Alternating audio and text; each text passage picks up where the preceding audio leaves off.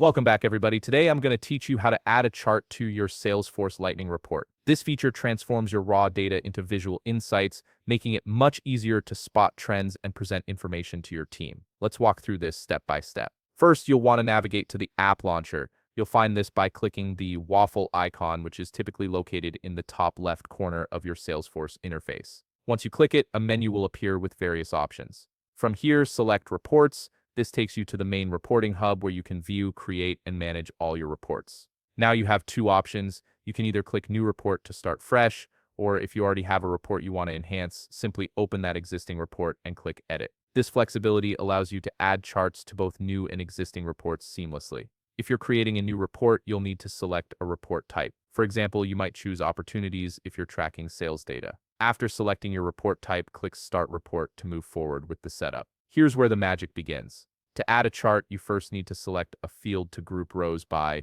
This could be something like Opportunity Owner if you want to see performance by team member, or Close Date if you're analyzing trends over time. Grouping is essential because charts need categorized data to visualize effectively. Once you've grouped your data, the Add Chart button will appear. Go ahead and click it. This is your gateway to transforming your tabular data into a visual representation that's much easier to digest and share with stakeholders. After adding the chart, you'll notice a gear icon within the chart itself. Click this icon to access the chart properties. This is where you can really customize your visualization. You can change the chart type, perhaps switching from a bar chart to a column chart, depending on what best displays your data. You can also adjust the title, configure the axes, and modify which values are displayed. These customization options ensure your chart communicates exactly what you need it to. Finally, once you're satisfied with how everything looks, click Save and then click Run to view your report with the newly added chart. Your data is now presented in a clear visual format that makes analysis and decision-making much more straightforward.